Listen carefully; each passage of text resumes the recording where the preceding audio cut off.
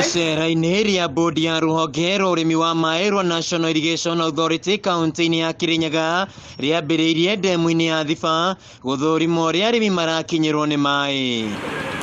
MALUKI augĩte arĩmi nĩ mamũkĩrĩte maĩ na njĩra njega, ũndũ ũrĩa wongereire magetha ma mũcere kuma MWEA, amu nĩ marahota kũgetha mũcere maita merĩ o mwaka. Farmers are doing double cropping, which is very encouraging. Initially, they used to do one cropping season before Thiba Dam.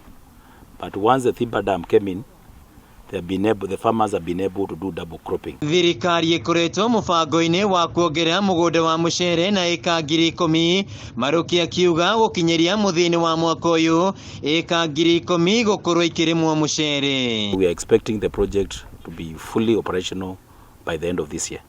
Not the financial year, the physical calendar year. We expect to put 10,000 acres under irrigation. Additional. Thĩna mũnene kũrĩ arĩmi ũkoretwo arĩ wagi wa bataraitha, nyoni cia kwĩrĩa na ndinoho iria ikoretwo ikĩananga mũcere.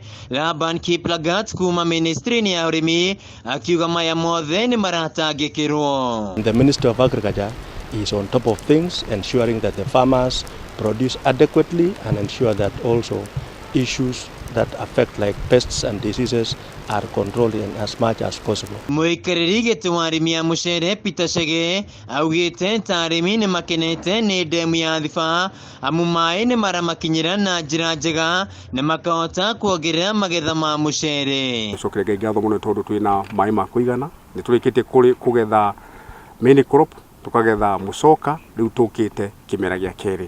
Nĩngwenda kũria arĩmi othe nĩ tũcoke mĩgũnda, tutige gũikara icagi nigetha tuhote gũteithia thirikari itũ na gũteithia bũrũri witũ wa Kenya. Wona arĩmi mongerera mũcere, kĩrĩa rĩu marabatara nĩ thoko ya mũcere, thirikari ĩgĩtanywo kũnyihia gĩkĩro kĩa mũcere ũrĩa ĩkoretwo ĩkĩgũra kuma na nja wa bũrũri. Oh, I can tell you the market is huge, and as near we have near forms we have what we call MRM, MWEA rice mill, which is a cooperative whereby NIA owns 55%.